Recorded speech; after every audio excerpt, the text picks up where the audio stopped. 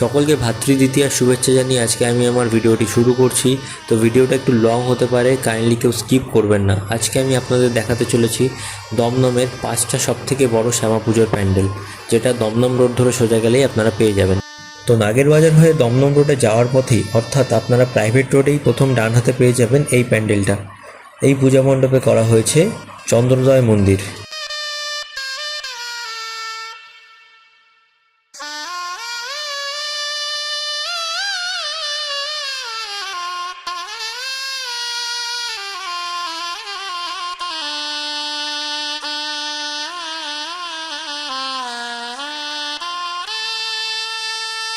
এই পূজা মণ্ডপটি দেখে আপনারা দমদম রোড ধরে সোজা হাঁটলে, অর্থাৎ দমদম রোড ধরে সোজা হেঁটে বাগজেলা খাল পার করে হনুমান মন্দিরের ঠিক পাশে পেয়ে যাবেন এই প্যান্ডেলটি।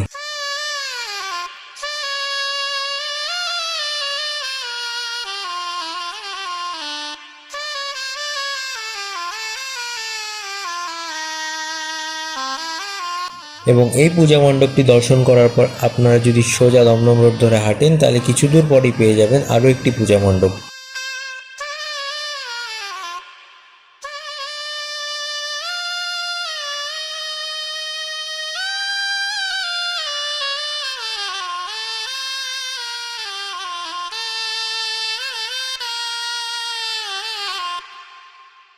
এবং এই পূজা মণ্ডপটি দেখে বেরোনোর পর আপনাদের একদম সোজা রাস্তা ধরে হেঁটে যেতে হবে, অর্থাৎ দমদম রোড ধরে আপনাদের একদম সোজা হেঁটে যেতে হবে। আপনারা কিছু দূর হাঁটলেই দেখতে পারবেন বাহাটে এই পূজা মণ্ডপটি।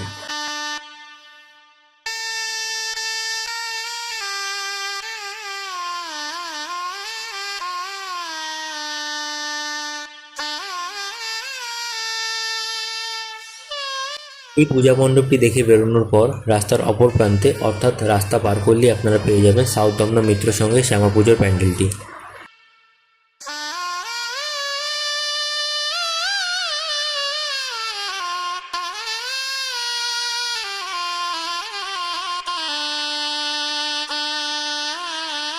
আমি আজকে যে রুটটা আপনাদের দেখালাম সেটা হলো নাগের বাজার হয়ে দমদম জংশনে যাওয়ার পথে।